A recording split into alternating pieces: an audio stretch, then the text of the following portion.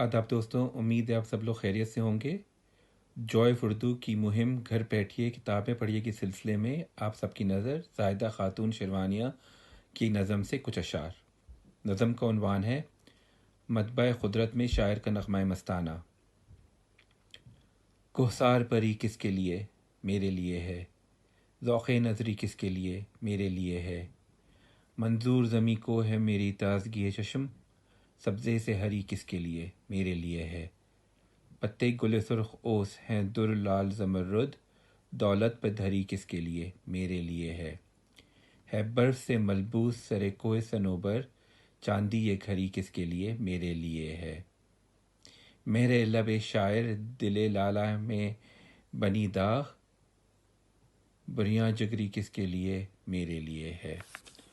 तो बड़ी नज़म है। तो आखिरी दो अशार है जलवा गरी दोस्त की किस सिमत हर एक सिमत, ये जलवा गरी किसके लिए? मेरे लिए है।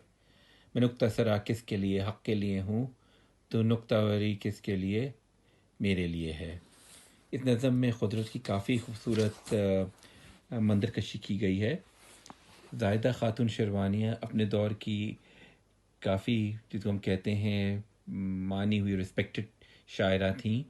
अफसोस कि आज उन्हें कलाम से ज़्यादा लोगों को वाक़फ़ियत नहीं। जो उनके साथ ज़्यादती है ये 19वीं सदी की आखिरी दहाई में पैदा हुई और ग़ालिबन 27 वर्ष की थी जब इनका बुलावा आया और इस जहानी फ़ानी से रुखसत हुई।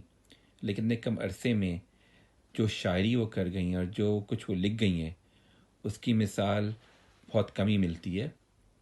इन्होंने हर मौज़ू पे शायरी की, चाहे वो हमद बारी ताला हो, नाते रसूल मकबूल हो, चाहे वो ख़वातीन के हुकूक़ उनकी पढ़ाई हो, चाहे वो मज़दूरों किसानों के बारे में, चाहे वो अपने दौर के सियासी अमूर। ग़ालिबन उन्होंने हर मौज़ू को अपनी शायरी में शामिल किया और अपने दौर के बड़े बड़े शुरा से दाद भी वसूल की।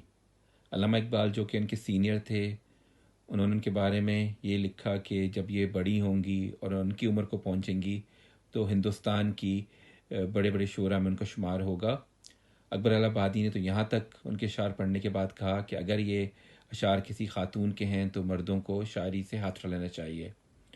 ज़ाहिदा खातून का तकरीबन सारा वक्त पर्दे में गुजरा, इनको अपने घर से निकलने की इजाज़त नहीं थी, तो इस लिहाज से भी उनकी शायरी काफ़ी दिलचस्प है, ताकि उसके अंदर ख़वातीन के जज्बात हैं और उनका जो मुशाहिदा है उस वक्त हालात पर, वो हमें देखने को मिलता है।